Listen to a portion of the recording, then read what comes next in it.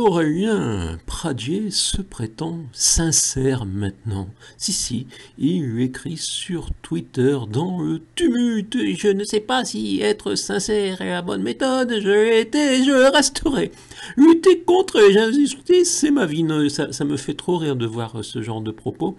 Contre les inquisiteurs politiques, je pensais que c'était lui, inquisiteur politique. Je mènerai un combat total. Oui, on peut dire qu'il mène un combat total contre la liberté d'expression dans le département du Lot, par exemple, avec son grand soutien, Monsieur Bonnemer. On peut demander pourquoi Monsieur Bonnemer, qui permettait déjà à Monsieur Pradier de faire les questions et les réponses avant qu'il soit député, maintenant m'a fermé sa porte. On peut lui demander s'il y a, par exemple, un lien avec Monsieur Pradier et sa grande puissance. Leur malhonnêteté, leur haine sont des dangers pour la démocratie. Oui, je pense que M. Pradier est un danger pour la démocratie. Je m'en suis déjà expliqué dans plusieurs vidéos et même dans plusieurs livres où M. Pradier est décortiqué, je dirais. M. Pradier, donc, qui se prétend toujours avoir été sincère, n'hésitez pas en 2017 dans sa campagne pour devenir député, il n'était encore que simple conseiller régional. À 21 ans, j'ai devenu le plus jeune conseiller général de France. Et oui, il faut entuber les électeurs comme on le peut. Et maintenant, M. Pradier, qui est parvenu à être numéro 3 de ce qui reste des Républicains, c'est-à-dire ceux qui n'ont pas été invités à rejoindre En Marche, eh bien, M. Pradier continue dans, on pourrait dire, le déni de la réalité.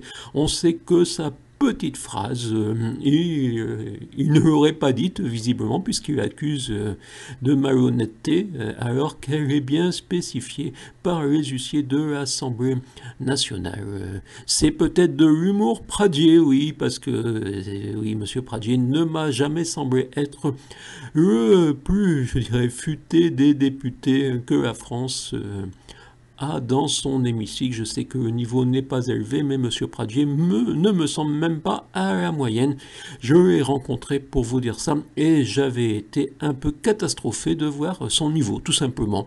Je me suis dit, comment un tel monsieur peut être député? Il est vrai qu'à 21 ans, il était le plus mal élu de sa petite municipalité, et que le même jour, il devenait conseiller général, c'était pas encore départemental, on se demande pourquoi, mais il n'avait qu'un seul adversaire, oui, c'est la manière dont certains sont élus, c'est en ayant très peu d'adversaires, et oui, quand on gère ses adversaires, parfois on réussit à être élu. M. Macron pourrait presque dire la même chose.